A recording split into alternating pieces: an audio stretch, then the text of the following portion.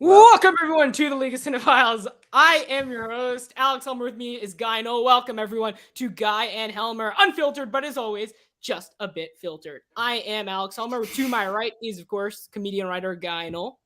How's it going, everybody? Today we have really two great guests from the podcast known as Back to the Blockbuster. We have Gaius and Jackson. How you guys doing? What up? How are you? Doing great. Early Sunday morning for me over here. Now, when you came on, I'm sorry, I'm not Irish, so I hope I don't offend anybody. Was St. Patrick's Day yesterday? No, not officially. In Hermosa Beach it was. In Hermosa Beach they have like a parade. Like okay. It usually falls on the Saturday, and since St. Patrick's Day is on Friday next week, they had to do it a week early. Okay. So people were out last night, like it was St. Patrick's Day. Okay. And I was a little confused, but I got through it. Hey, whatever. Guys came on today. There were clover leaves everywhere. It was like it just jumped in that Green River. Like it just jumped into the Green River. We're seeing everywhere on the gram. But no, seriously, guys, how are we doing? Gaius, part of the league, guys. Give him a follow if you haven't already. G Reels. We've known Gaius for about a year now, but this is your first time on Unfiltered. You've done a bunch of other videos with us, though. And then this is our first time with Jackson, your co-host on Back to the Blockbuster. So before we get started with everything we have planned today, kind of tell us about kind of how you guys got to know each other and kind of how Jackson became kind of a main staple on Back to the Blockbuster. Jackson, do you want to? I guess I can take the early part of it. Sure. I'll fill in after. Go ahead. Yeah, so like I was going through like towards the end of last year, I started Back to the Blockbuster with my buddy Owen, and we actually do our spin-off show together, the deep dive stuff now, but he couldn't do the main show like week to week because it was like too hard doing it every week and like keeping up with everything.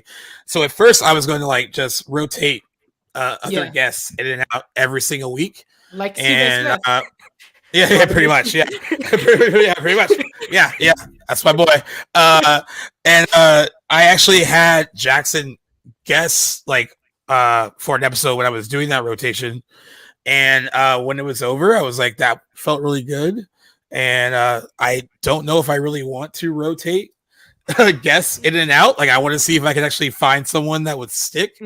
And he seemed like he had a good time doing it, so I shot him a message. I was like, hey, like, how would you like to do this, like, on the regular? You got down on one knee. You're like, be my podcast. And proposed. Hell yeah, man. I was pumped. I was super honored that you'd reached out. And the rest is history. Yeah, it's so crazy. It's like a lot of my friends, like in person, that that listen to the show, they're like, you got really lucky, like, finding like a total stranger to do this with you, and also that like they were like, you guys seem like you aren't total strangers when you're recording though. Like you actually like it could have gone really wrong. Each other. It could have gone really wrong. Yeah. Like even my buddy Owen's like, dude, like I'm so glad that worked out because like I was like, I know, like it's like perfect. Like we get along really well, and like he cares a lot about the show, and like that's what kind of matters to me. And like he's always like down to like give out ideas and like stuff to do for the show. Like he cares about the show. So very like much. I don't know. I hit the lottery, and I know I'm very lucky. We were talking about this yesterday with my friends. Like they brought it up again yesterday, and I was like, yeah, I'm really really freaking fucking lucky. So I appreciate. I'm gonna get a tear out over there, buddy. My goal is to make you cry. Dude, that's the thing about film, man. It brings people together. That's what is like so awesome about that medium. And I'm very honored and lucky to that we met and have developed the relationship that we have. And recording together is something that I really very much hold dear and really enjoy doing. So yeah, thanks a lot, man. Yeah. And then also tell us kind of about Back to the Blockbuster and kind of its existence, how it's evolved, and kind of what content you guys produce and what you guys do, kind of any plans you have in the future. So I'll leave that one to you too. Yeah. Back to the Blockbuster started with me and my buddy Owen. Like we were just like talking about like our love for movies, and we're like, hey, it'd be really great if we could do a podcast. And I was like, I don't have time to like edit it and do all that other cumbersome stuff.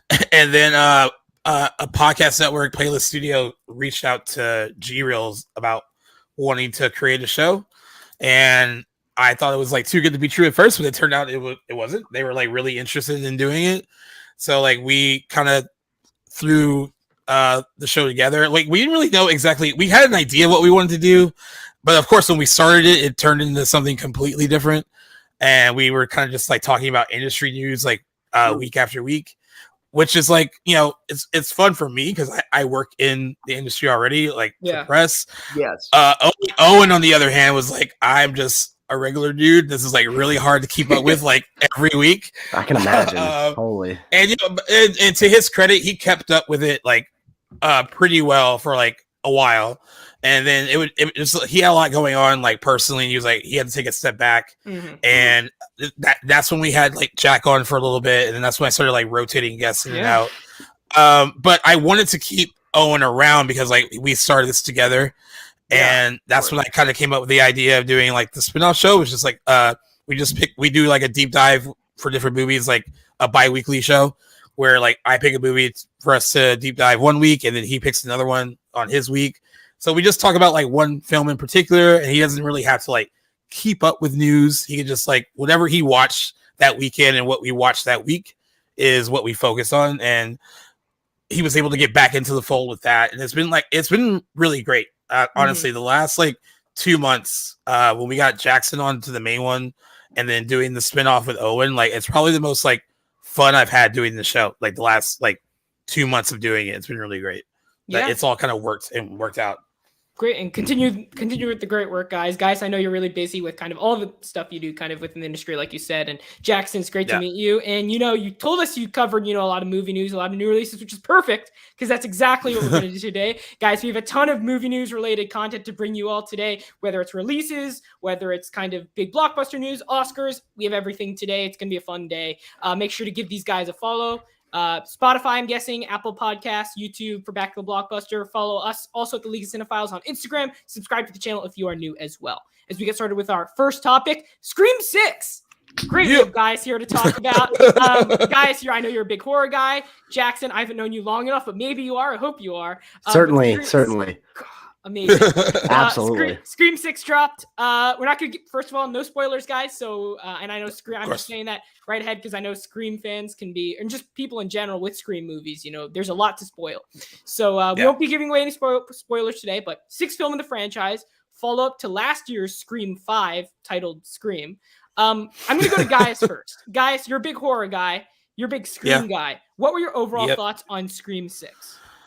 Well, I loved it. I loved it so much that I've already seen it twice. I went to a press screening for it on Tuesday, and I actually thought, because I saw the last one at a press screening, and I thought it was going to be like kind of stuffy going to a press screening because it was last year, but this one was like a lot of fun. It was press, but they were all like total fans of the franchise, so it was like a really good time with them. And then I also saw it on Thursday night with my brother, like with a regular audience, and it was packed and sold out, and it was just a really good time. It was like, I can't believe that like we're 6 movies in on the franchise, and I honestly thought it was the best sequel since the second one in the Scream, and Scream 2 is my favorite of all of them, so that is high praise coming from me in that regard. I really loved it. Yeah, and this is obviously on Rotten Tomatoes. It's getting great reviews, 75%, which is the Scream 5 was 76%, so it's around that range. However, what I'm seeing, guys, maybe you can give me your input here. I'm seeing a lot more love for Scream 6 than I am. Scream 5 was a bit more divisive, at least from what I saw. And like you know, the audience score is like a 93% on Rotten Tomatoes, which kind of indicates like people are enjoying it a lot more. I think you got a B+ cinema score, same as the last movie. But I think people are like, I won't give anything away by saying this. I think like the new cast, they really feel like they kind of like take over in a significant way, and like you actually like care about like the 4 like newbies that got introduced in the last movie. But it also honors like the legacy of the franchise too. I thought it did both really well. Nothing felt forced, and like I thought it was good that you actually do care about like the new people, because it's like, you know, they're gonna be, if they happen to make another one, you need to care about these guys moving forward. So like they did a really good job. And, you know, like I've talked to Jackson about this, like, you know, Jenna Ortega has been everywhere lately, and she has a lot more to do in this movie. And I don't know if that had a lot to do with like them watching her while they're writing it. Like, oh, we need to give her like a lot more to do. I'd imagine. But like, yeah, but I feel like some people had issues like with Melissa Barrera from the last one. Yeah, like they know she was as strong.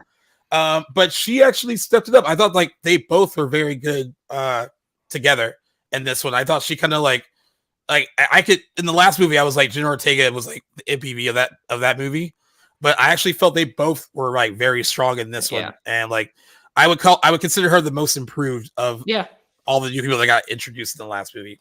So like, yeah, I really enjoyed it. Yeah. Jackson, what were your thoughts? I haven't actually seen it yet, so I don't have as much to contribute. Seeing it Tuesday, though, because this is definitely one that I knew I would be seeing because, I mean, knowing how big a fan of the franchise Gaius is, and as am I was a little bit more far removed from Scream. I watched the 5th one only in January in anticipation for this one, knowing that we'd be discussing this series most likely. And we had a little bit different opinions on the movie, harkening back to what you said about 5th movie being a little bit divisive.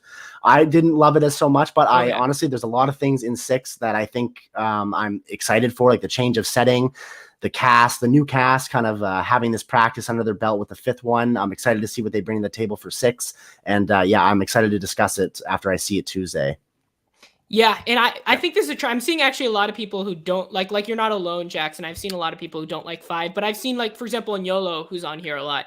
He gave like 5th one like a 1.5 stars, like he hated it, and then he gave this one like a 4.5 stars, which I don't know how that's possible because it's not that. I know it was a big chunk. It was a big chunk. Yeah, but I think this one's definitely. I think it's a more well-rounded movie than the 5th one. I thought, like Jaya said, Melissa Barrera was a lot better. I loved it, by the way. I thought it was great. It's my second favorite Scream movie. I need to rewatch Scream 2 because that's when I feel like I didn't appreciate it. That's the rewatch. It's so good. But what they did to Jamie, I still don't agree with the Jamie. I know. That's what makes me to this day. Justice for Randy. I mean, I will always say justice for Randy because of Scream 2. Yeah. I mean, you know what's interesting though is that on our show, like Scream 2022 has gotten brought up a few times, and like Jackson, like I think he was like kind of going easy on it because he knows I liked it at first, and I was like, oh yeah, I had so much hype going into it. I was like, it's so exciting to see like a Scream film in theaters again, and then we brought it up again, and then his like reaction to it got like colder, and I was like, this hurts my heart. But like, I mean, like you said, like I've actually know a lot of people that like felt like, you know, in the last one the legacy characters were like kind of shoehorned in. They didn't really feel as natural. Like, but I know other people that saw this new one that were like, no, this felt more like a streamlined, like really like coherent, like everyone in it made sense. Like everyone that was featured in it made sense. Like, you know, bringing Hannah Panettiere back as Kirby made sense. They brought her back in a really good way.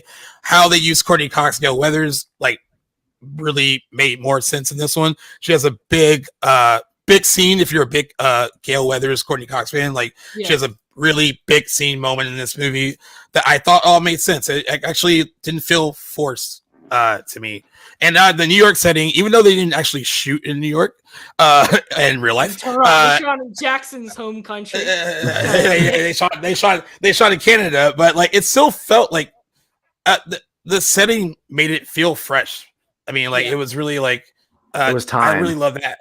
It was time to like kind of get it. I mean, I know they've gotten out of Woodsboro before, but they need to really do it with this new film and like these new characters, like to kind of mix things up a bit. And I know anyone that's probably listening to this have already heard that like this Ghostface is pretty brutal, probably the most brutal of all of them so far. There were moments where I was like, damn, I don't know how much further you can go after this. I actually said that in my review. This is the most brutal Ghostface. And look, so the appeal of Ghostface in the other movies, which I love, is that he's very flimsy. He'll fall around. He'll get beat up. He'll like, you know, he's not, you know, like Jason Voorhees. He's not invincible. But it was, you know, it's 6 movies in. It's time for a bit of a change, and you see it in that, you know, that convenience store scene in the trailer. He's literally shooting a guy with shotgun in one hand. It doesn't get more bad. It doesn't even need two hands. He shoots him with one hand. It is the most brutal Ghostface. He's really strong. Some of the kills are really, really great in here. I agree with I agree with mostly everything you guys have to say. I thought the cast was great. Jenna Ortega, Melissa Barrera. I also thought that not having Sidney Prescott in the movie really helped, because you were able to kind of broaden kind of the characters who are in the movie a bit.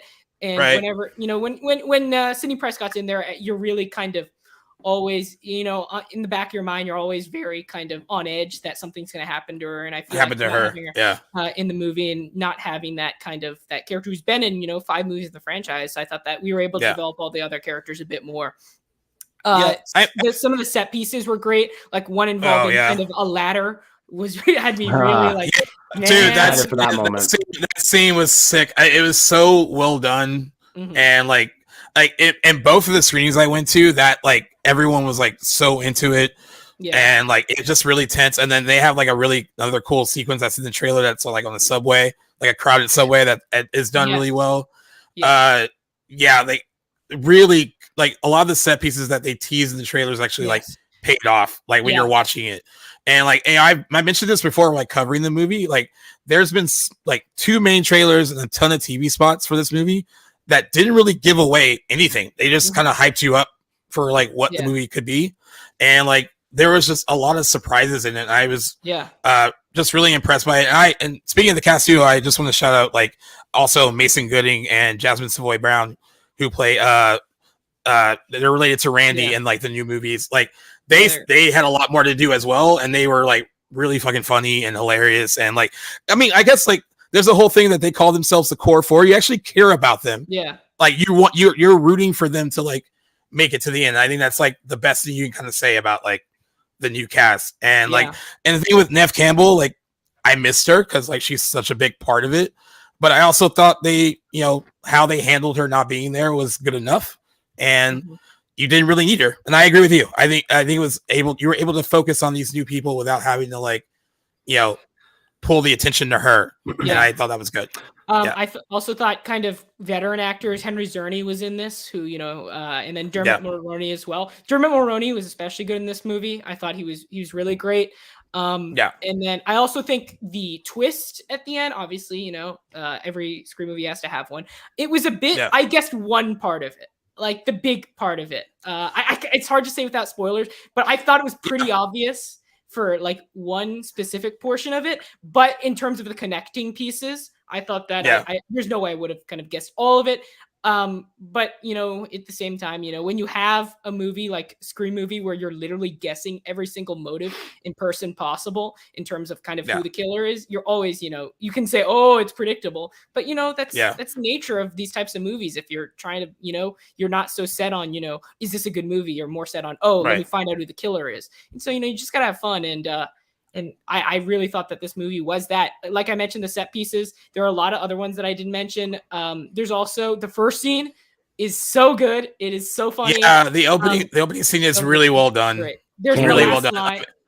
The last line of the first scene is it's really well done. I mean, because like the Scream franchise is like known for like its opening scenes, right? So it's kind of hard to like top like whatever you're gonna like. The first one is like iconic. The second one in the movie theater is also iconic. So like at this point, I'm like, hey, you can't really top that. You just have to like be unique. And what they did with the opening scene was like really unique. I thought it was like really well done. And I was more like maybe not frightened by it, but I was just like impressed with how like intelligent and well like put together it was. I agree. Just really good. The Radio Silence guys who do these movies now, like they are true fans of the franchise. You can tell that they really care about it. And like I think it's in good hands. If they if we get another one, I'm pretty happy that they're still doing them at this point. Yeah. And one last thing, in New York, there was one moment where they were in the Upper West Side, so they went on the 2 train, which is literally how I go to Lincoln Square. No way. A lot of people know is the most popular, like one of the best things. So there was one moment they're in between like 72nd and 79th, and I was like, oh shit! Like I live first of all like right near there. Second of all, the theater. I wasn't watching it at Lincoln Square, but if I was, that I would have gone insane. Yeah. But there's also a moment where they get out of a Upper West Side metro stop, and there's graffiti all over the subway stop. And if anybody's ever been to the Upper West Side, you will know that finding graffiti would be as rare as, you know, I don't know, as finding like Bigfoot. So that was one like inconsistency. they tried really hard to be like, this is New York. I think that's what they were trying to do. Yeah, that's more where I live. That's more Greenwich Village. Yeah, like they're like, this is New York by way of Canada. So, Vancouver. Guys, watch Scream 6 in theaters. It made a lot of money. We'll talk about it a bit later. But as we move on to the next big release, 65, as big as Scream 6, maybe to some. Adam Driver, new kind of sci-fi movie. Was I the only one who got a chance to see this, guys? Did you get a chance? Probably. I did not get a chance to see it. I've heard I saw many great things about it. By great, I mean horrible. You know what? Jackson, what were you gonna say? I was hyped to see this until reviews started coming out, and now I think I might avoid it. But I was honestly quite excited for an original dinosaur action movie led by Adam Driver. Like on paper, this movie looked awesome. Trailer had me convinced, but disappointed to see the score so far. But haven't seen it yet. Yeah, I liked it. I liked it. Can you fully commit to it? I liked it. I don't understand the hate towards this one. It's getting really bad reviews, especially in a day and age where you don't see movies like this getting like under 40 on Metacritic in the red, 36% in Rotten Tomatoes. You see that 65% audience words. That's around where I am. Like I gave it like a 6.6, 6.5. I didn't think this movie was bad. I liked it. I don't get where all the hate is about. Sure, the story isn't great. There's a lot of things involving the daughter, which is pretty cringy, and it's edited really weirdly where you're getting flashes of his daughter in the middle of the movie. I'm like, Jesus Christ, like this is taking itself way too seriously. But overall, I thought the dinosaur action was great. It was brutal. It was PG-13. I wouldn't be surprised if it was rated R. I actually had a family leave before the movie started because they had it was like a family, like two younger kids. The dad took them away. It wasn't the movie. It was during the Evil Dead Rise trailer. Oh my god! That's why traumatized a kid. Which I was very confused as to why they would show that trailer. Wait, what trailer did they show? Oh, well, it's a Sony movie, and it's like part. I mean, I guess they would because Screen Gems is doing Evil Dead Rise, so they're like, we have to promote it. Like even during that. I remember going to the movies when I was a kid with my dad, and if I saw the Evil Dead Rise trailer, I mean that's good parenting. I would have I would have wanted to leave. Loved it. They also showed the Scarlett Johansson new movie trailer, which I'm forgetting the name of it. Guy who liked it, the one where she's a MILF, and she's like.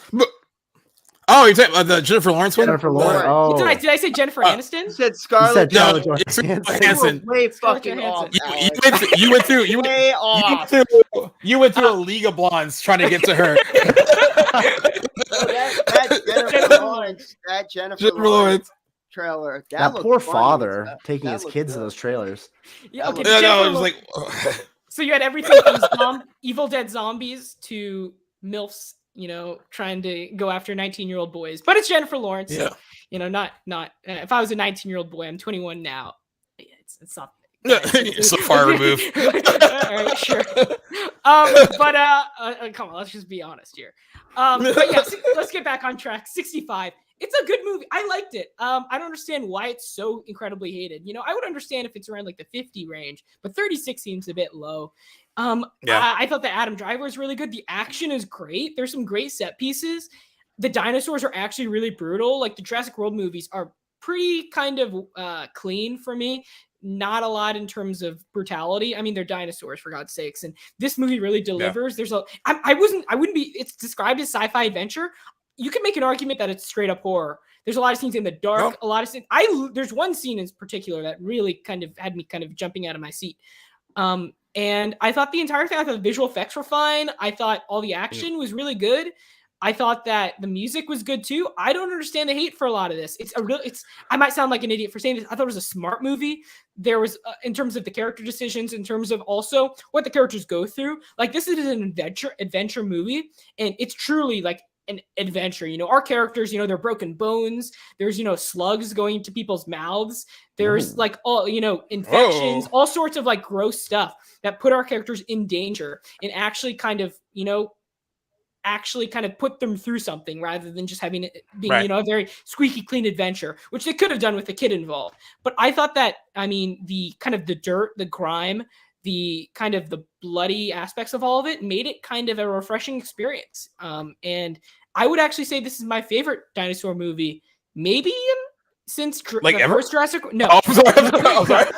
Ever. No. Since I got scared. I got really scared. I liked it. I don't. But then again, I actually liked Jurassic World Dominion too. So I know. I avoided it. That movie is 10 kinds of trash, man. Maybe it's just me and dinosaurs. I was never a dinosaur kid growing up, so maybe it's because I'm not so invested in them. No, I never got the I never got the hype. Wow. But now I'm getting it. I'm 21 years old. I'm like, man, I want a dinosaur kid. You get it now. From reviews I've seen, I think about 65, one thing that people may have liked and were wanting more of, and I can see myself feeling this way when I see it, is I think they would have wanted more of a body count. As far as I understand, we're just dealing with our two survivors. That's a good point. And I think that would have probably gone a long way for that movie. But we got what we got. I'm still excited to see it. I'm honestly happy to hear your review that you thought positively of it. That'll definitely turn the tide in terms of me going to see it. So that's good. Yeah, again, take what I'm saying with a grain of salt because I'm in the vast minority. So if you guys don't like it, totally understand. Most people aren't. Yeah. But I'm glad I did like it. Well, I drew concern. Movie. Yeah, I was concerned when I didn't get any emails to go to press screenings for it. I was like, they were not trying to let anyone watch it yet, and I was like, that's not good. And then it was just like, oh, you have to go see it yourself, and I was like, oh, they're holding it until the really last minute. And then they had a release date. It was supposed to come out next week originally, and then they changed the release date to this weekend. And I don't know who at Sony was like, this should compete with Scream 6. It sounds like a really, this sounds like a really good idea. I just feel like they just dumped it because they were like, we don't know what to do with it. They didn't market it hardly. It was very last minute. I only saw a few promos very recently, which were good too. They really had more of a winner on their hands maybe earlier if they had been smarter with the release date. But they very much did dump it, didn't they? Also, one more thing in regards to Scream 6, Luke with the comment here. There's one, Ghostface is cold. There's a ton of moments where I was like, whoo, let's go. Yeah. Let's do this. One moment, guys, I don't know, there's an unsheathing moment in terms of. Okay. And I use this a lot on this show. I creamed my knickers. I creamed my knickers. There's an unsheathing moment. I won't say what the entire context, but with the knife involved. Yeah, there's some knife swipes that you're like, oh. A lot, yes. It's the only Scream movie I would describe as crowd cheering. I was literally. There was a lot of that. Let's do this. Let's go. There was a lot of it. I was like.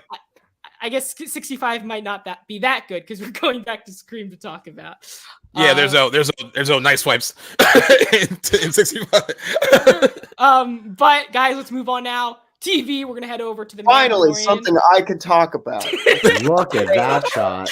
I have been waiting for 30 fucking minutes for the Mandalorian. Trying not to fall asleep. Take it away, guy, because I got no idea. I'm not up to date with the Mandalorian. I'll just let you go. Alex sent me the topics. I forgot about the fucking Adam Driver movie. So you guys are finishing up with Scream 6. I'm like, oh, thank God. Thank God we're going to talk about Mandalorian. And then he's like, all right, let's talk about this Adam Driver movie, 65. Fuck! Okay.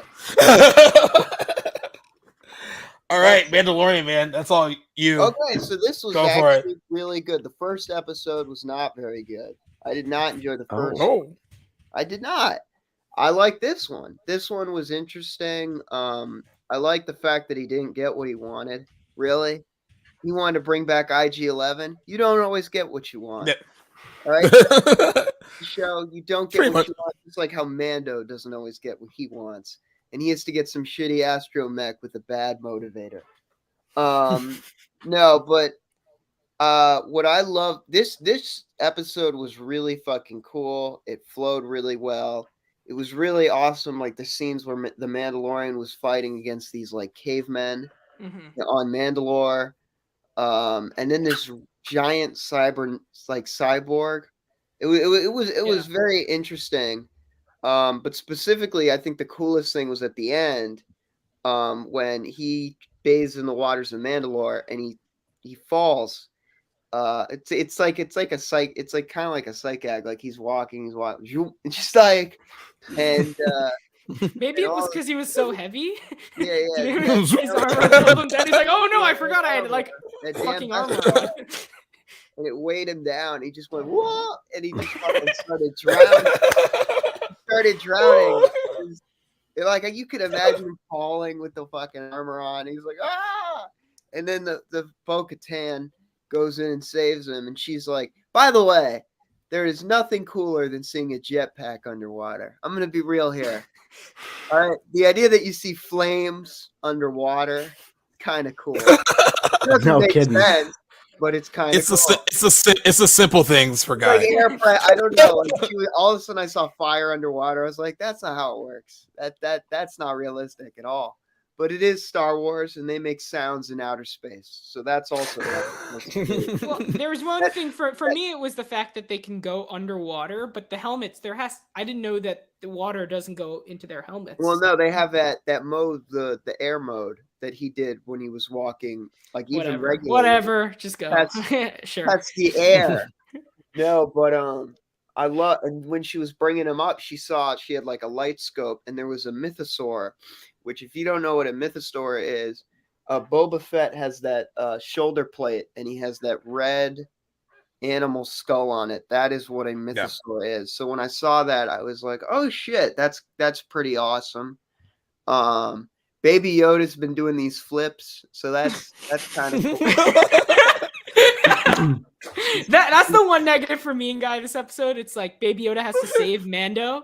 So, not the other way around. Yeah, Baby Yoda has to do it. So Baby Yoda is like, you see him like running, but in the pod thing, so he's going really fast. And then like something's trying to like shoot him, and so he flips into the plane. And I'm like, oh, it's like a chase scene, but with Baby Yoda. And I'm like, okay, sure.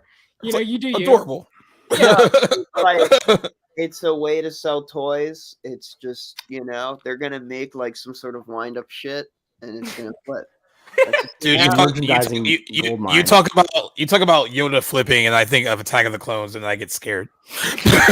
Oh no, yeah. That is there's that great concerns. One thing that annoyed me was we went back to Tatooine again, and then there was in the beginning of the episode. There's that character that I don't understand why they keep bringing her back. Oh yes, her, yes. Yeah, the one with the fro, the white woman. You know who I'm talking about. I hate her. She's the worst. Oh my god, I hate her. I was like, ooh, character development. She has one less tooth than last time. That's amazing. I'm a monster, man. But like, he likes the show, guys. I was watching it, and I was kind of like, all right, nice Favreau, bringing back characters we didn't want to see. All right, I see. Teaching us once again, we don't always get what we want, which I like that. Discipline in a fan base. Yeah. And then they bring back R2-D2, but he's like a coward. Oh, sick. It's not R2-D2. No. Oh. It's an astromech. I just want to say R2-D2. Fair enough. He's cowardly. That's fair. That's fair. And he's the square version, but red. That's your name. Doohickey. Yeah, so basically, there's a scared droid. Which, by the way, how the fuck can a droid be scared? How do you program it to be brave? Nobody programs it. Like I'm sorry, droids do not have personalities. I know this might be a political issue here, but quite frankly, the idea that like whenever I see C-3PO have a personality, it makes no fucking sense. He's a fucking robot. This is a robot. He can't even talk. He just goes like blah blah blah blah blah. So like, the fact that you think that is a personality is beyond me. And I don't understand. Like, is there a droid? I don't know. There's a lot of things that go over my head in Star Wars. I usually let it go, but the fact that a droid was scared, like that was so dumb. That was like a scared droid. Come on, guys. Come on. It's I feel like you represent the Star Wars fan base in a really real way. No, that's I'm a pragmatist Star Wars fan. So like I see through the bullshit. You know? The struggle's real, man. All right, so for me, Mandalorian, like we've been very kind of up and down on it more than most people. I don't think it's the masterpiece that a lot of people think it is. I'm on record saying last show, actually, if The Mandalorian was animated, I don't think it would be considered good at all. I actually think people wouldn't like it. I just think that people are starving for live action content, that they're, so over the moon about a show, that it's literally the same plot every episode. It's like, I don't love the dialogue. I think a lot of the characters are just very uninteresting and boring. Like the Hickadiboo Baba, whatever her name is. The two, and this episode, Bo-Katan was in it. We got more of the Darksaber, so that was pretty cool. I liked there's something straight out of Force Unleashed, like a droid thing in this episode that's really, really dope, like a nice character design. I'm also glad that they got the Mandalore stuff out of the way now, because I thought it was really stupid that, she's like, oh, you took your helmet off one time. Now go all the way to this planet to redeem yourself. I'm like, oh, what the? You're telling me you've never taken your helmet off ever to like eat or breathe or just like eat? Also, it's very unhealthy to have something over your head 24/7 every day of the week. We talked about it last time. That's fungus. That's like fungus. He's right though. He's right though. I was watching Dr. Phil, and there's an episode. There's just casually watching Dr. Phil. It's entertaining. There's an episode of Dr. Phil where this guy thinks he's Batman, and he never does it. You've seen that? Have you seen this? I know. I love the sound of that though. This guy never takes off his Batman mask, and never. He sleeps. Like he thinks he's a vigilante. Like he thinks he's really Batman. He fucks in it. He drinks alcohol in it. He does drugs in it. Like he does everything in this mask. He's like this obese guy that thinks he's Batman. Oh, he's a fat Batman too. And he's fat. He's got a beer gut. I mean, it's disgusting. And basically, no, this is a true thing. I gotta see this guy. You laugh, but this is a guy whose wife had to leave him. But basically, what happened was he started growing fungus in his mask. Ew, really? Tough go, man. He started having even funguses on his scalp. All right, so there's no way that the Mandalorian isn't getting some funguses, because that's disgusting. We brought it back, guys. We brought it back. Yeah, all right. Well, Mandalorian, pretty good episode though. 7 out of 10. Mandalorian should be on Dr. Phil. That's what I'm trying to say. I'm curious, Guy. Now, seriously, because I've seen a lot of kind of Star Wars fandom go back and forth on this. Yeah. Do you think Bo-Katan is going to be the antagonist for this season? It's tough to tell. The real question is, do I care enough? Bo-Katan. No. I think. So, who do you think it's going to be? I think there's an overarching threat that we don't even know yet. Thrawn. Thrawn. I'm just asking. That would be cool. I don't think so. He's probably dead. He'd have to. No, he's in Ahsoka. He's in the Ahsoka show. Oh, he is? Yeah. Well, shit. What the hell? They literally name dropped him. Didn't they? Guys, am I wrong? They name dropped him last season in The Mandalorian. Oh, they did? I wasn't paying attention. I was busy pointing out the flaws. No, but Thrawn would be cool. Sorry. Does it concern you guys that I think Jon Favreau, whoever it was, they interviewed him and he talked about how they don't really have they haven't really thought about a conclusion for the show yet. They haven't really thought about where it's going to go, where it's going to go and how it's going to end. Is that always concerns me when a creator's we haven't really thought about it. You should probably think about it.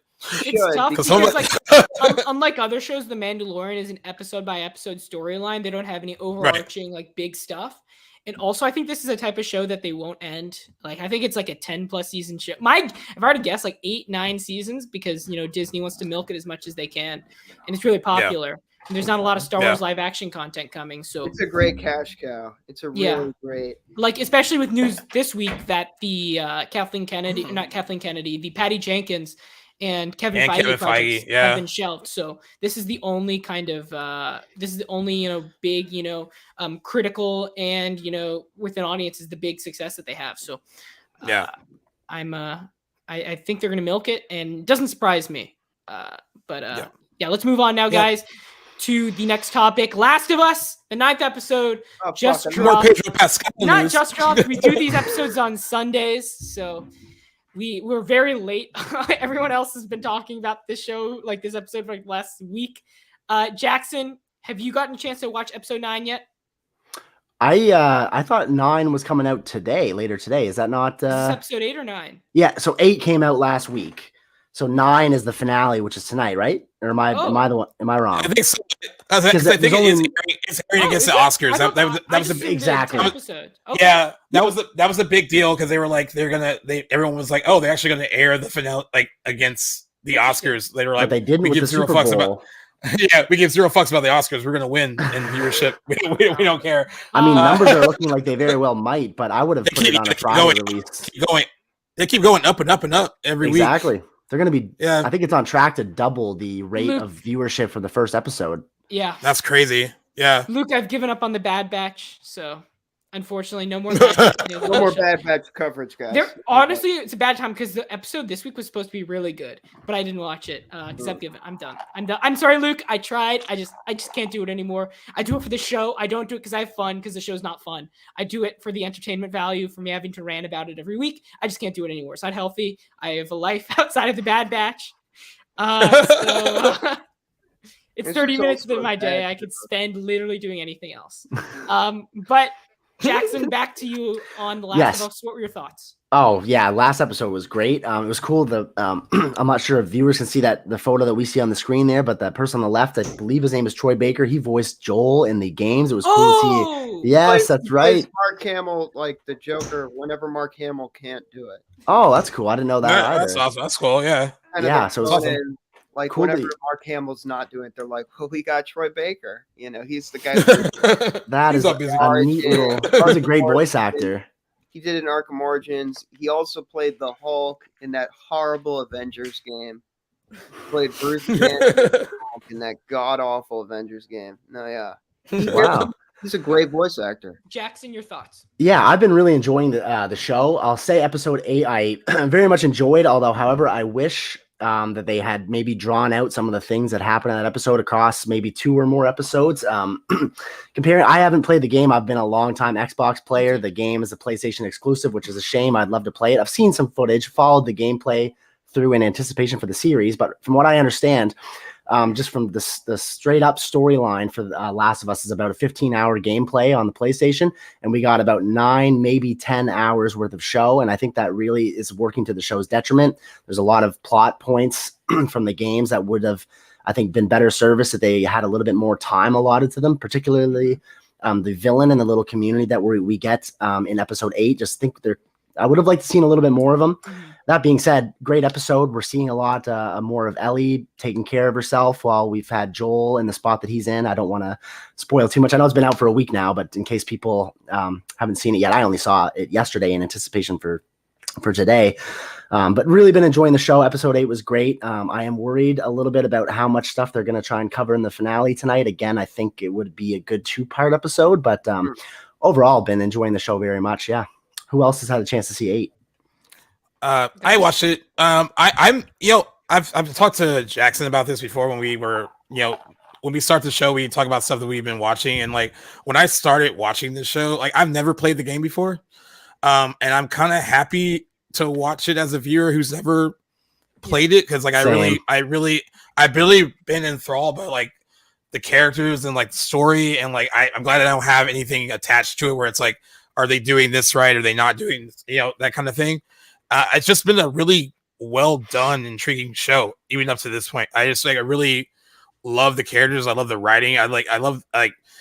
We've kind of seen these kind of stories done before, these kind of concepts done before, and they've managed to like make it like fresh in a way. I mean, like, I've enjoyed like every aspect of it. I'm really impressed with what they've done with it.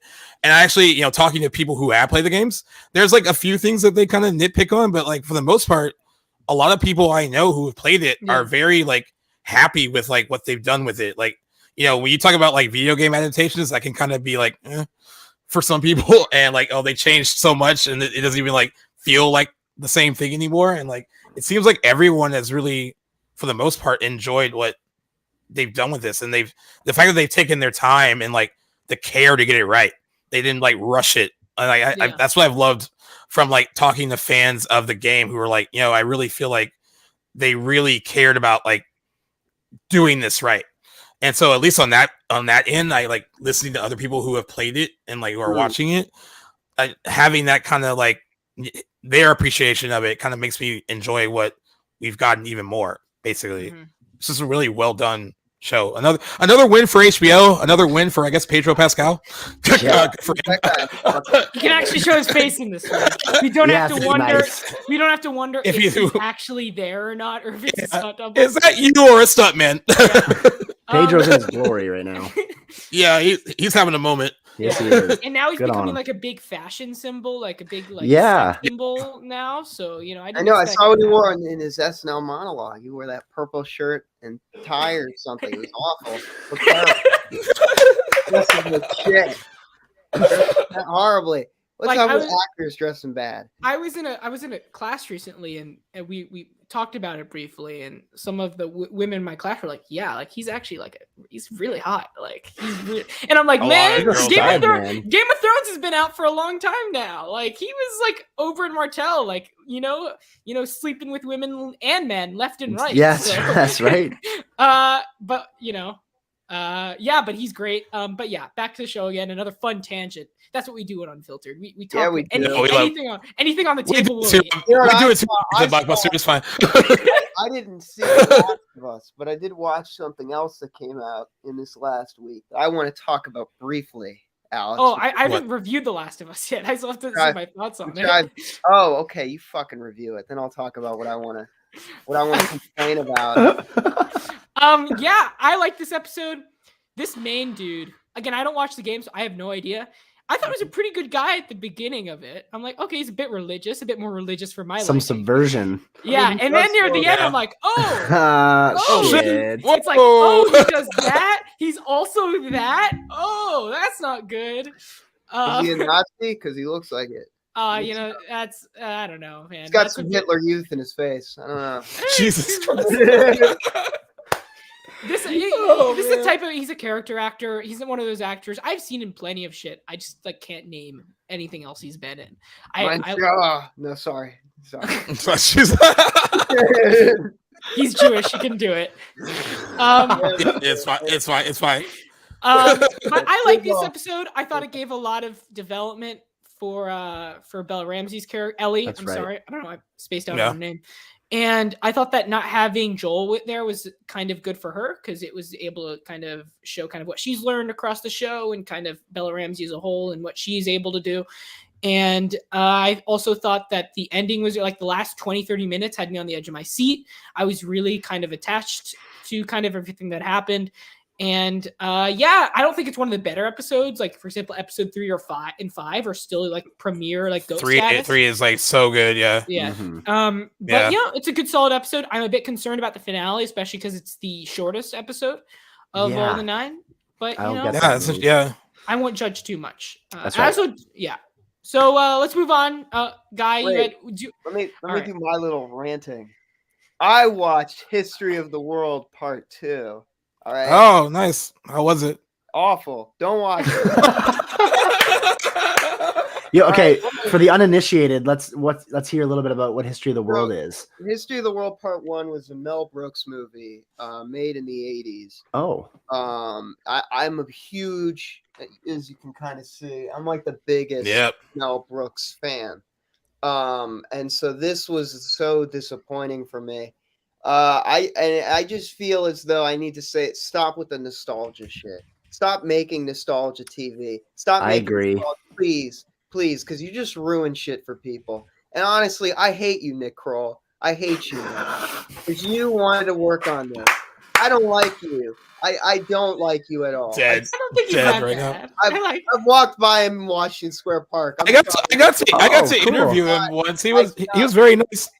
Yeah. Look you And I love him for Big Mouth alone. I watched his Do the World too, and I despised it. It was so bad. It was trying to modernize humor that did not need to be modernized. Tried to make it hip and shit, and it was. I hate that. It was horrible. You don't need humorous. Like I get humor evolves, but like what they were doing, it was like they were trying to be Saturday Night Live. It was so bad. And I that actually was the only funny sketch in the entire show. Josh Gad. Josh Gad. He was great. I loved him. And then and Jack Black is Joseph Stalin. But like other than that, great casting. Hitler on Ice was okay. Jews in Space was mediocre. So like, these are things from the show. But like, all I'm saying is, I feel like stop bringing in back nostalgia shit. I don't like this show. Don't go watch it. Don't like it's bad. It's crap. It's not funny. It's hacky jokes. If you want to watch really funny shows, like go on HBO. Watch like Larry Sanders Show. Don't watch this. This is a heaping pile. Wow, throwback. I think you bring up a good conversation. Larry Sanders Show is property. That's a good show. I'll recommend. Yeah, it's a great show. You're a bit too late there. They can't bring back Larry Sanders Show. All right. There's a big reason why. I wonder why. Yeah. Well, Nick Kroll is there for Nick Kroll. Kind of looks like Larry Sanders, right? I don't actually know who Larry Sanders is, so I have no idea. Oh God! I'm joking. No. He's kind of deceased. Is that what we're getting at? I know. Larry Sandling is dead. All right, let's move on now to our first big topic of the day. We got some big news in terms of the casting for the new show Daredevil Born Again. Obviously, this was announced at Disney Plus Day last year, and it's been on a lot of people's radars. Obviously, what are everyone's thoughts on Daredevil? I know me and Guy have seen it. Jackson and Guys, have you seen Daredevil? I love Daredevil. Okay, great. It is I was very high near the top of my list of shows I got to catch up on. I have not seen. I've seen my buddies have shown me some clips of some badass moments from season 1, but it was something I didn't get around to watching. I think I might. I've seen clips of Frank Castle over the last year or so, and it's really skyrocketed that show near top of my list. So I think I'm going to get it in here soon. Great, yeah, definitely. Excited that John's back. Some weird news. So. Obviously, if you are a fan of oh yeah, I'm looking at this. Sorry, I don't know why I just laughed. So, me too. Because they mixed in like really good news with like, oh yeah, also this. Sorry, like we wouldn't like care.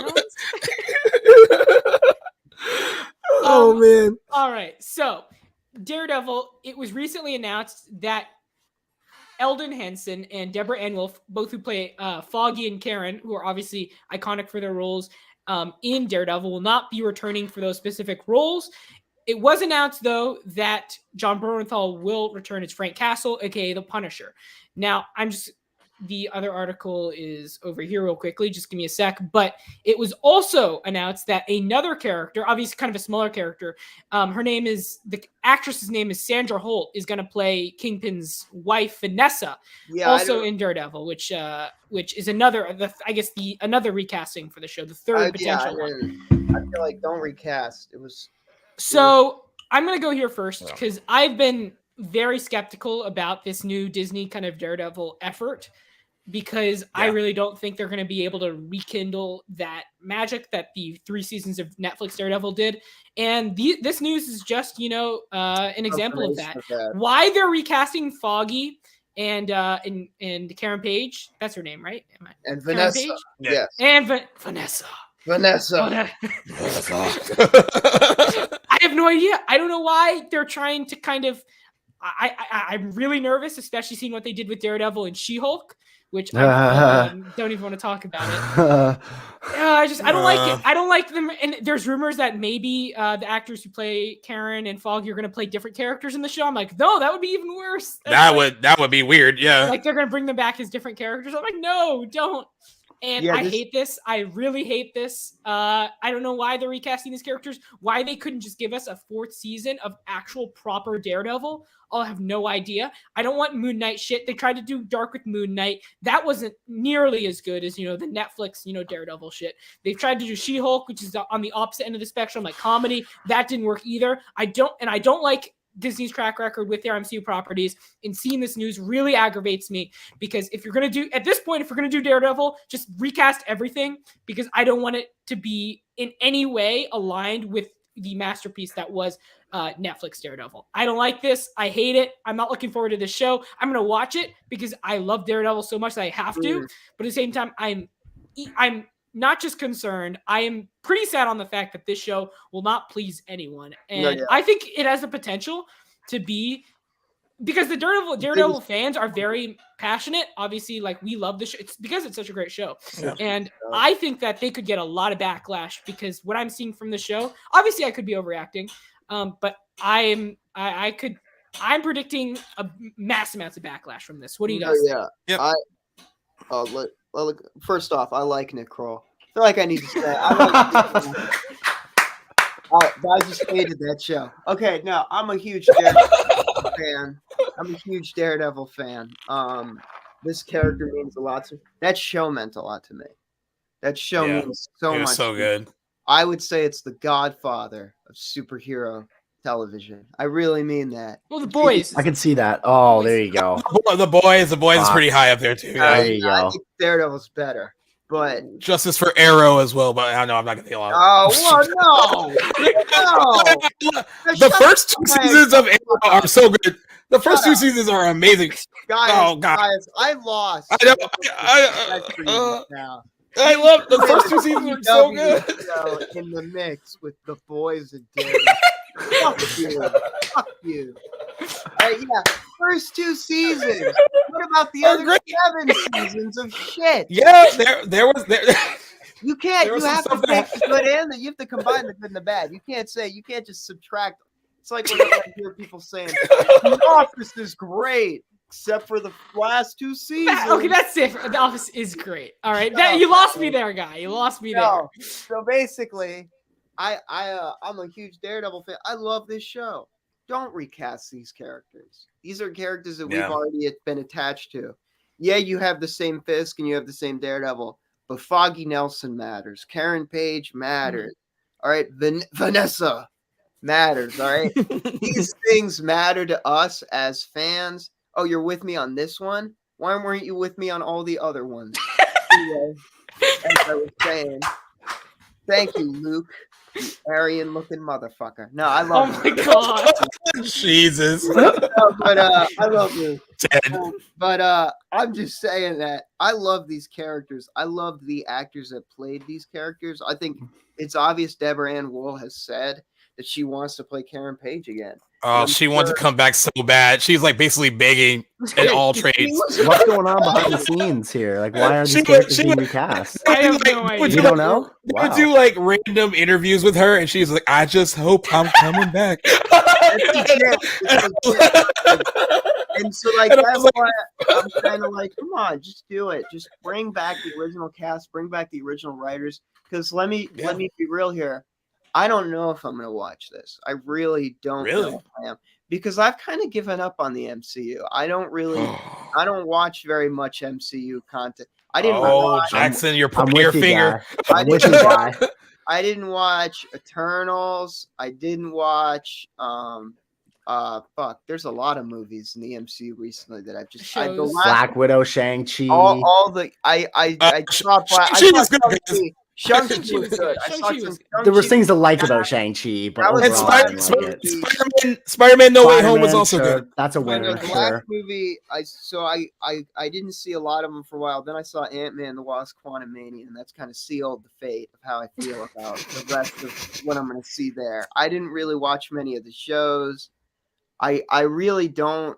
I feel like the fact that they've just openly said we're not bringing everyone back and we're actually going to switch them up because we think this is better makes me think, oh, you guys have horrible judgment. And I think it's time for, and it's obvious. I don't think they're going to do this, but I think the MCU really needs a shakeup, or they just need to reboot the whole fucking thing. I think Disney needs to reboot. Disney needs a revolution to happen. Well, no, but I think that, frankly, you kill off enough too many characters in the MCU where I don't really want to. I don't give a fuck about Scott Lang's daughter.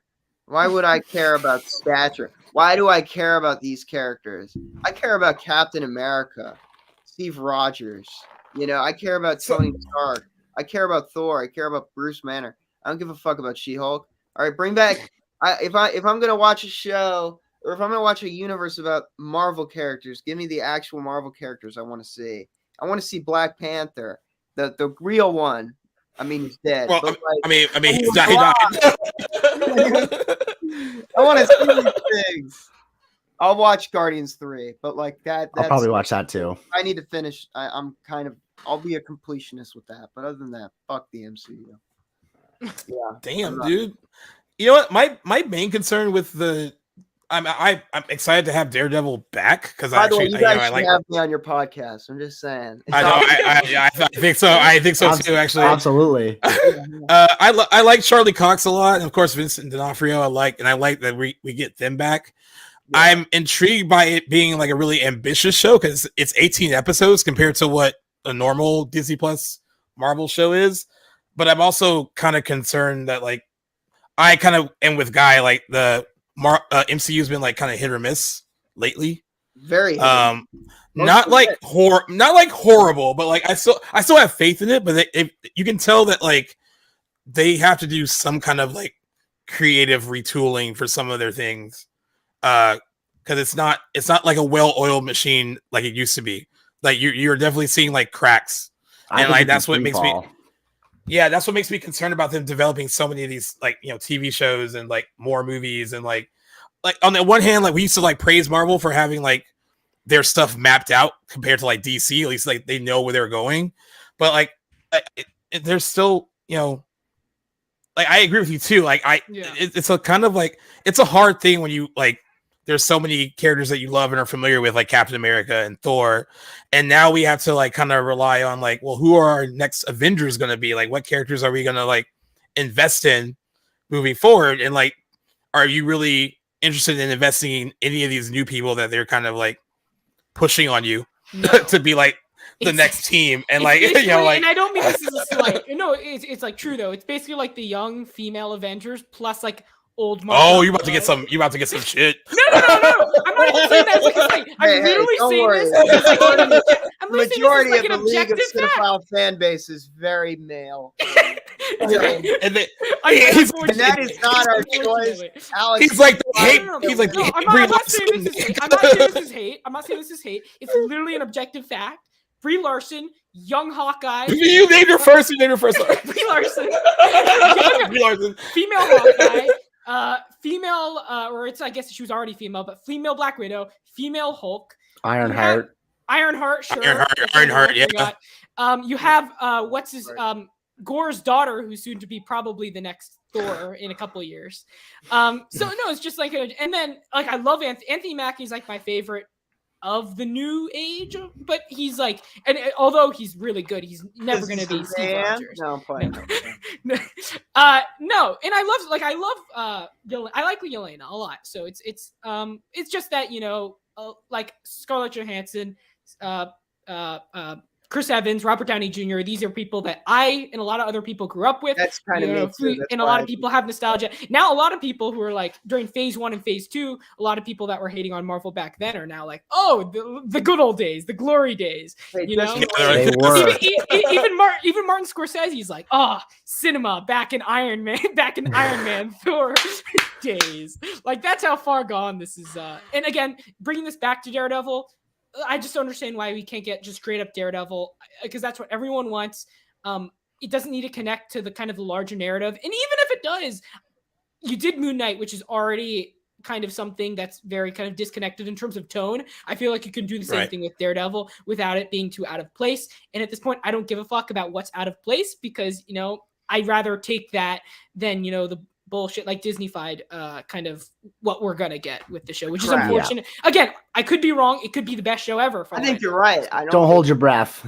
Yeah, kind of like this isn't something to look forward to. Sorry.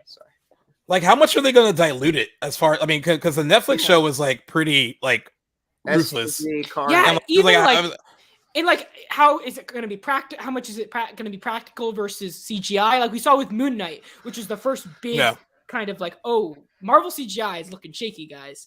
And then Alex does not like Moon Knight, guys. Just so you know, Moon Knight was really disappointing. Moon Knight, the first episode. Yeah. I remember I embarrassed myself. I told a bunch of group chats. I was like, guys, this Moon Knight show is gonna be something special. Like, this is really good. Oh no! And then I saw the rest of the show. I was like, oh fuck, this is terrible. Like, why and then you left and then you left the group chat. Oh. Shame.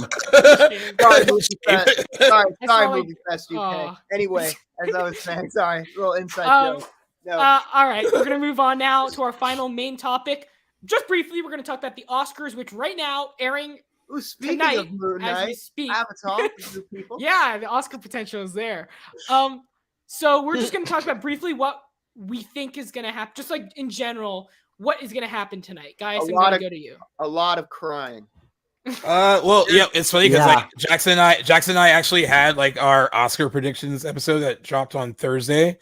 You know what? Just so like in a nutshell, I'm predicting like a really big night for Everything Everywhere All at Once. I think that's taking a lot of big awards, and like, and you know what's funny, on Twitter, I thought a lot of people really loved that movie, but I'm actually seeing more like now, like kind of like a mix, like, oh, I hope that doesn't take everything. Like, I mean, I think it's the most unique of the nominees, and like I would love to see a movie like that. Like, it's not typical Oscar bait. Yep. And I would love to see it. I would love to see it like sweep. Well, we were talking about on the show that like it could potentially be like a Silence of the Lambs where it like sweeps like a lot of major categories. Yeah, the big five, and like, you know, and that would be really cool to see. And that's what I'm kind of predicting. I'm predicting a big night for everyone involved in that movie. So that's where I'm at. Are you predicting Jamie Lee for supporting actress? So my girl Angela Bassett, I gotta kind of support her. Okay. Jamie Lee's also your girl. You're a horror guy, guys. I know. No, we talked about this on the show. We brought this up. Yeah. We brought this up. Like, no hate to her.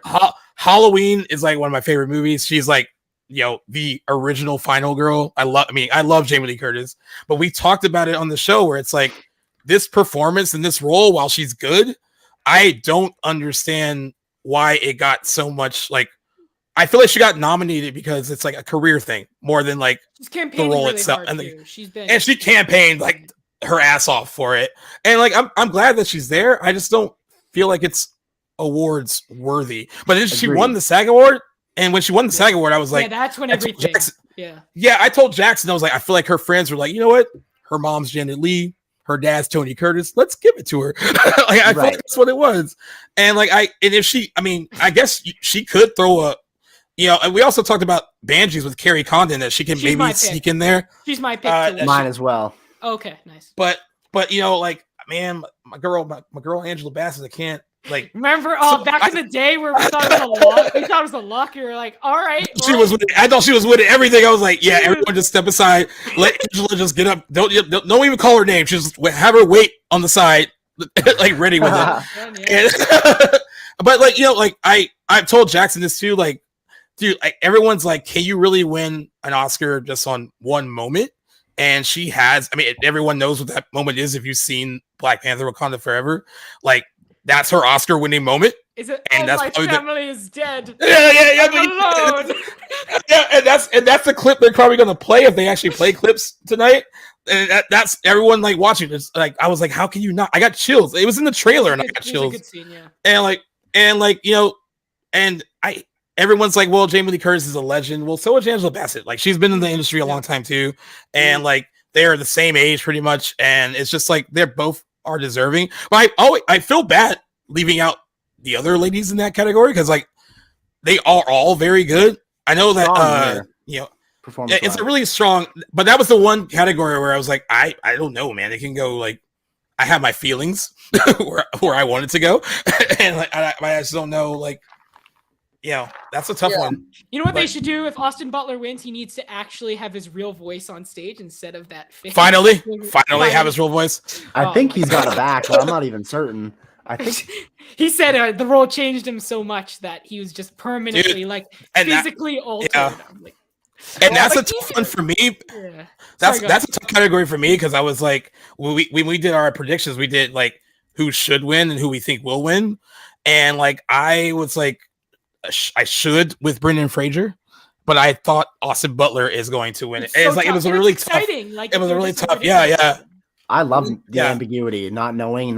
There's only very few categories where I think there's a clear winner, and I think that just enhances the experience of watching the show live. Yeah, I agree.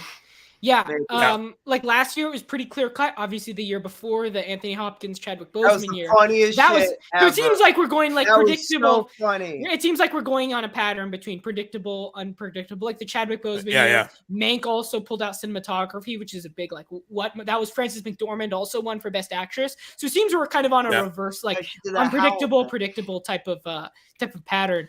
Kerry Condon is one, Brendan Fraser, in Austin Butler, and kind of it's a really tight race. I'm excited. I want Brendan Fraser to win. Score as well. Babylon, I thought had by far the best, but I'm watching that after this. The best score. Okay, All Quiet. Babylon has a great score. Like I re-listened to the All Quiet. The dream is like nah. You know what I'm talking about? Love that so much. It's really good, and screenplays as well, adapted kind of weak, but at the same time, women talking isn't a complete lock. I also think Top Gun got snubbed for cinematography. That's something. We talked about that. Like that and the Batman, dude.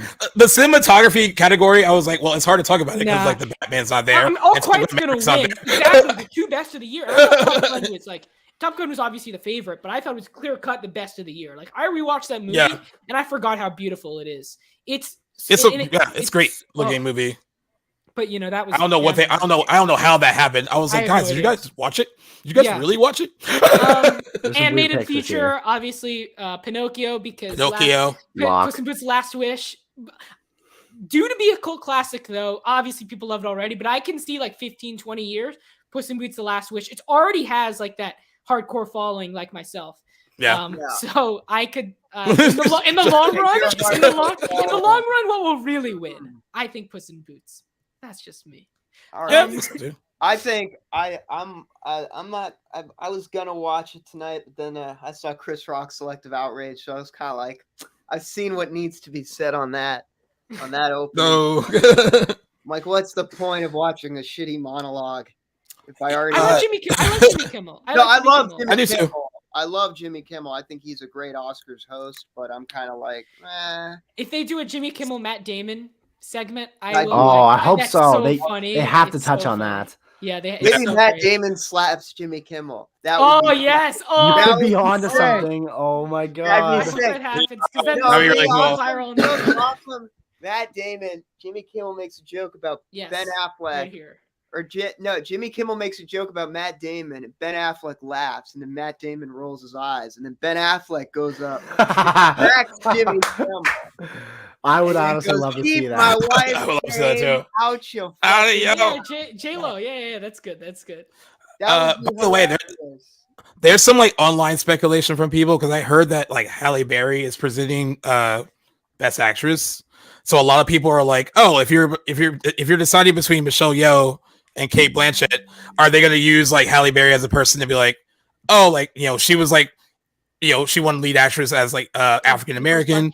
Well, because I was gonna say, wouldn't they do that for supporting actress if Angela Bassett wins? They could. I guess they could. Yeah, they could do it.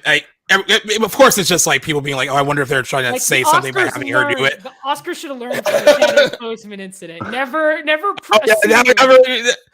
assume. Like, because I remember when they read that envelope, they were like, "Oh, I wasn't expecting to read this name." That incident is so fucking funny because they literally rebuilt the entire award ceremony around it because they wanted to make like this sweet moment, and then all of a sudden it's Anthony Hopkins. And all of a sudden, then you see him like in the British countryside. They had Chadwick Boseman's wife in like the side of the stage, like ready to get like It's fucked up. I'm just saying it was because didn't he win? Because didn't he win like a lot of stuff leading up to that, right? He won like yeah. And then it was like, nope, Anthony Hopkins. You see Anthony Hopkins on the British countryside. He's like, oh, I'm so honored. I'm among so many nominees. Like the dedicated to Chadwick Boseman. That's like nice. Nah, that's Michael Caine, man. You're messing. You got it. Good job. It's good, Michael Caine.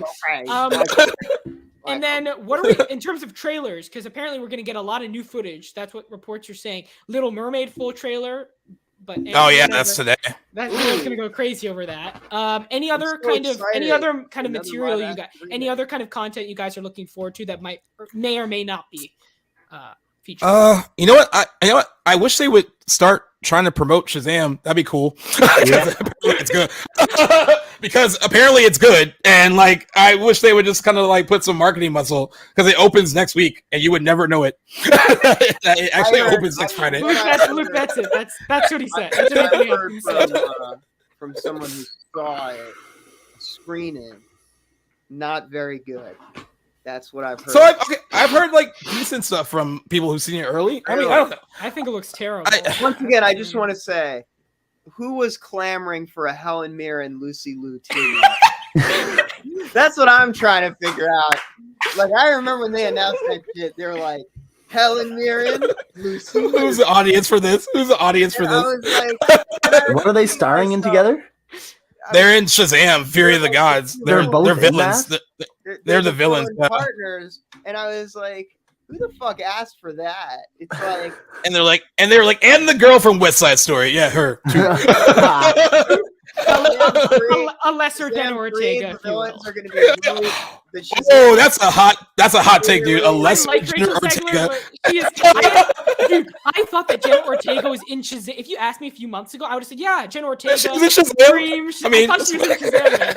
I was like, oh shit, like Shazam. That's fair. Shazam 3, the villains are going to be Jane Fonda and Lily Tomlin. I swear. A real threat. A real threat.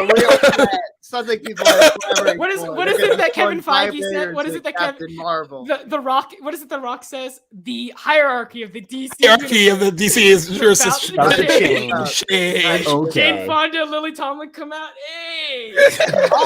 all I'm saying is that Helen, deep in their 80s. Raise the roof. Yeah. Helen Mirren. I mean, Helen Mirren's a boss, though. Like, I mean, she's a boss. They're gonna be doing some 80 for Brady shit against Shazam. You know what I'm saying? I mean, she's in the Fast and the Furious franchise, man. Come on. No, but all I'm saying is that I don't understand why they picked those specific two. For some reason, when they were promoting it, they're like these two, right? And everyone was like, no. They're like, what's Lucy Liu been doing? Wanted that. What happened to her after that Sherlock Holmes show she was on? Like, what's she doing now? Sherlock Holmes show? What? Yeah, it was Elementary. It was on CBS. Oh, that. Oh, I was gonna be like, what's she done since Kill Bill? Shout out to my mom who used to watch all seasons of Elementary. All right, we'll move on now to our smaller topics. We're going to go over to our last segment of the show, Buy or Sell. We're going to talk about some of the smaller topics that occurred over the world of movie, TV. We're going to talk about if you would buy that news or sell that news. Okay. First, we're going to talk about Rachel Zegler. No, I'm just kidding. Jenna Ortega. Jenna Ortega will be in talks for Beetlejuice 2. Guys, buy or sell? Buying it. I need it. I think it's a good. Yeah. She's having a moment, and I'm here for it. I love it. I think not only is she having a moment, because like I think she's also very talented. Like she's earned it. Like she's a really good actress, and like I think it's perfect. I mean, it makes sense because she's worked on Wednesday and with Tim Burton already, so she already has that connection. I just hope that we don't get like. I feel like there's also going to be some hate coming her way because she's doing a lot. Yeah. When someone's that popular, eventually everyone's like, "Oh, why is she in everything?" I think that's going to happen to her. Yeah. I kind of hope it doesn't. But I kind of see that potentially happening. But I'm here for it. I think that's really great casting if she does do it. Uh-oh, the monitor turned off on Alex's TV. Shut up! Now he can't look like a newsroom anymore. Oh, so disappointing. My backpack's in the bottom of my fucking like camera. I saw you adjusting your TV. All right. Oh man. Jackson, buy or sell? Yeah, no, I buy it. I'm a big fan of where Jenna Ortega's career is headed. I think working with Tim Burton is honestly just like a match made in heaven. Great point, Gaius, because I honestly had kind of forgotten about, or I didn't consider, I guess, her involvement with Tim on Wednesday in preparation for this was just amateurish of me. But I think that is a really good decision. I buy it 100%. I'm looking forward to see it. Actually, I wasn't sold on Beetlejuice 2 until we started seeing some more, talks and production stuff. And Jenna Ortega being attached, I am on board with. And possibly a Tim Burton kind of career revival. That's right. Yeah. Yeah, that'd be really good. Yeah. Wait 1 second. Is it pronounced Gaius or Gaius? I mean, it's both. You go with it. You go either way. It's like he was throwing me off. Jax was throwing me off here. All right, I just needed to know. I'm gonna buy it. I like the first Beetlejuice. And honestly, it's been so long though, right? It's been a minute. 88. Once again, I'm not big on these reviving like nostalgia bullshit. But Well, did you like Top Gun Maverick though? I didn't see that. Oh wow. Yeah. You're the only one here that didn't see it. I'm the only one. The League of I'm not giving Tom. He's like, I'm not giving Tom Cruise my hard-earned money. As someone I'm on the same page with you for nostalgia bullshit, and I think Top Gun Maverick avoided it completely, and it was worthwhile. Yeah. Okay. No, but it's so much better than the first. I mean, I guess just 2 cents. I think it's cool, Jenna Ortega. I think that's a very cool idea, so I'll buy it. I'll buy it too. Aubrey Plaza, crossing my fingers that she's in this. That has to happen one day. One day. Oh, they have to make that happen. Like recreate that SAG Awards moment. That's like I need. Yeah. Let's move on now. We're gonna speed through these last ones. Batman. Ooh. Guy, you could say this. Nice. Batman: The Caped Crusader. Season 2, we haven't even gotten to season 1, but season 2 has been renewed on Amazon. This time, not HBO That's how Max. you know it's good. Guy, buy or sell? I'm gonna buy this. Batman's my favorite superhero ever. Bruce Timm, the fact that he's working on, although he did have Batman fuck Batgirl and Killing Joke, I think he's moved on from that. And he's got J.J. Abrams working on it too, so you know he's gonna stop him from doing that. Because Bruce Timm has this weird thing where he has this fetish that the bats fuck each other. He's like, he always has. You know this. Because in like, Barbara, you've grown.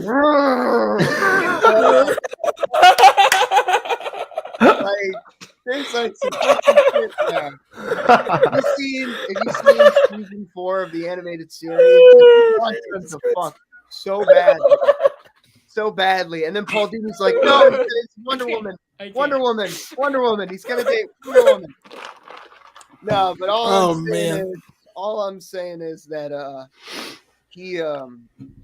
gonna buy it. I think I'm really excited for this, and bye. I just can't get over a guy doing the.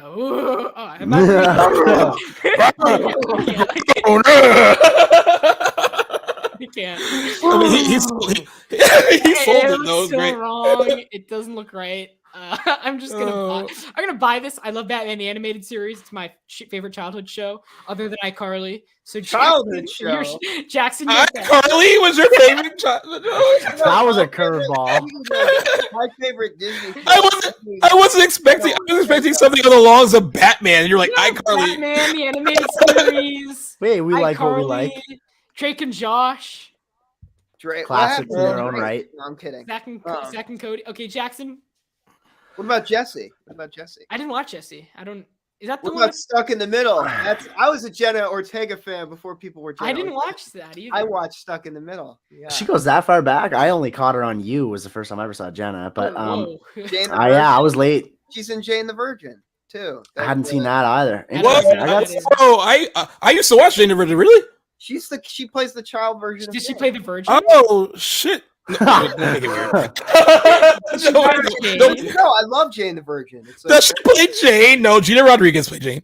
Child version of Jane. Child version of Jane. Yeah. Okay. Oh wow, that's crazy.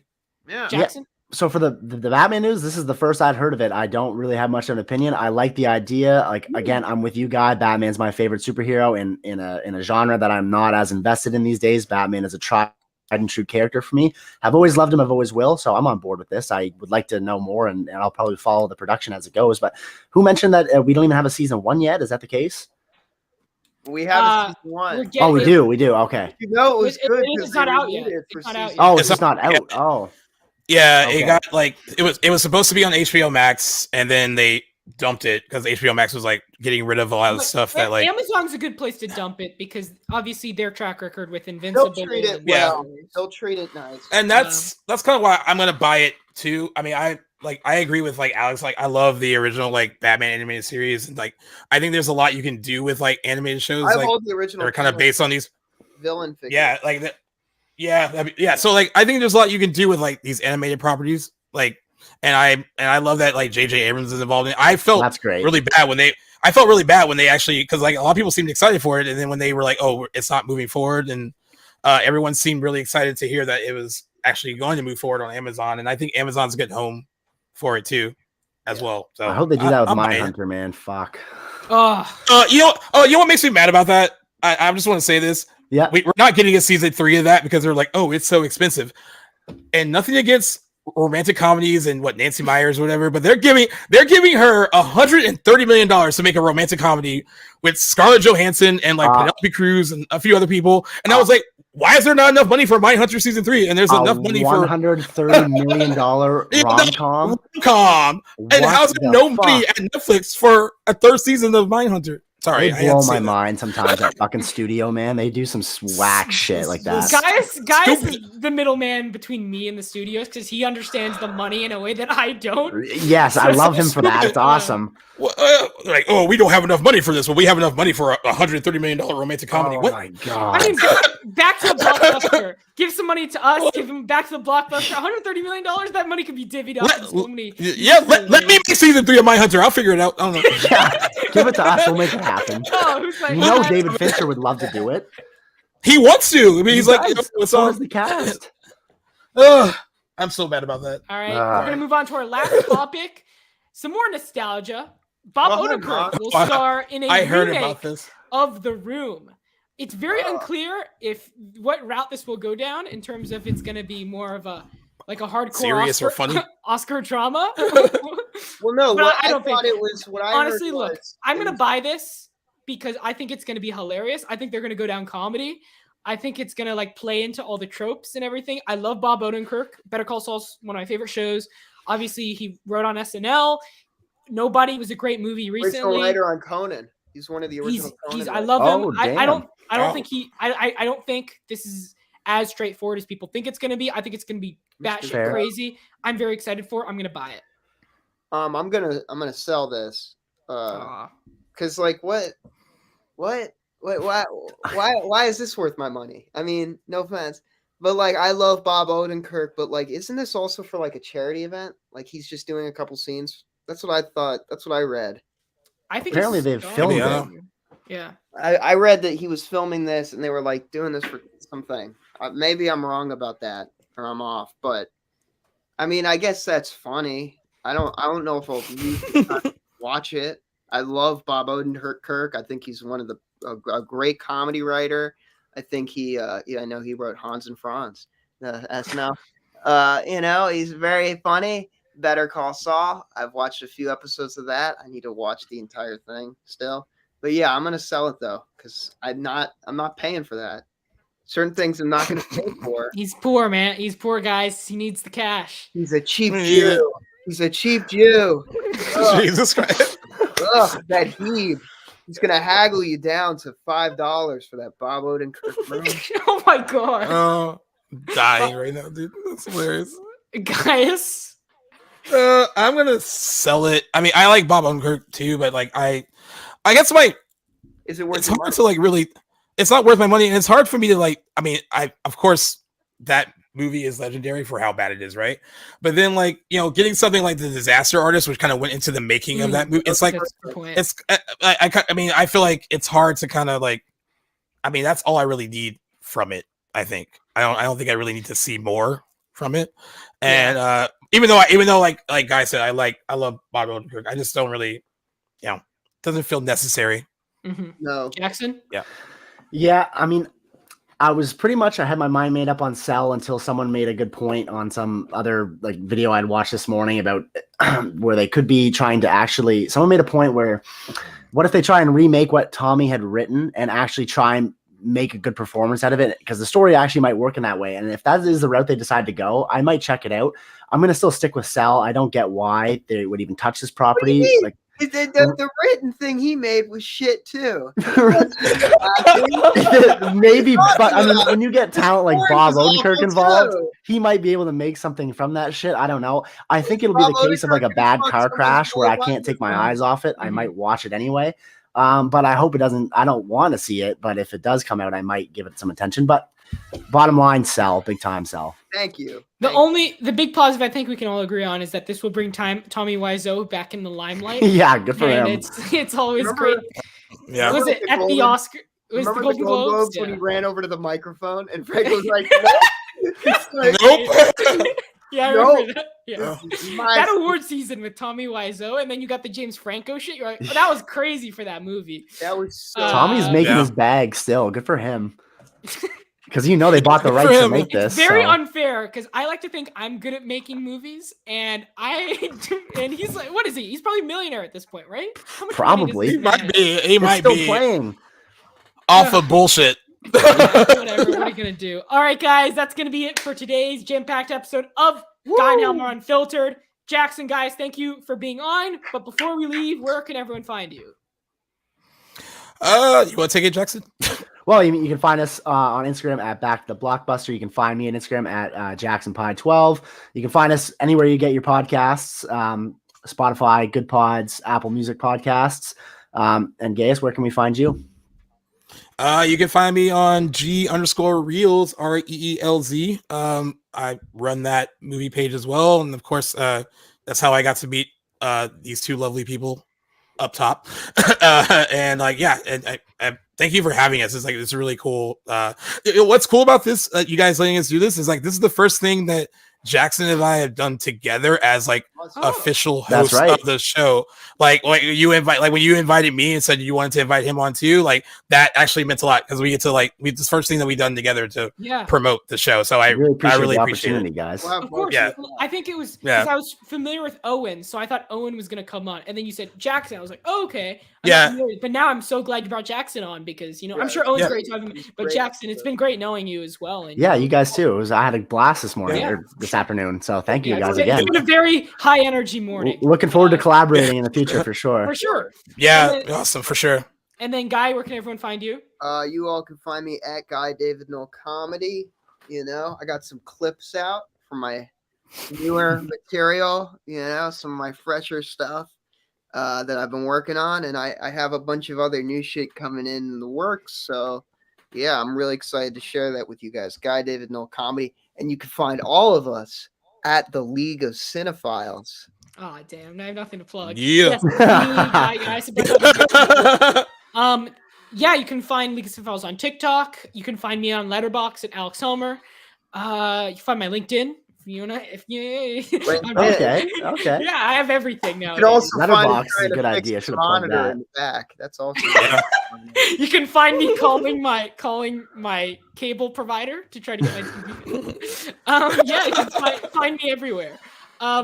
For everyone on the League of Cinephiles, thank you, Jackson. Thank you, Gaius. Everyone, make sure to follow Back to the Blockbuster. Thank you again, Guy. This has been Guy and Helmer Unfiltered, but kind of filtered. We'll see you all next week. And of course, as always, ciao.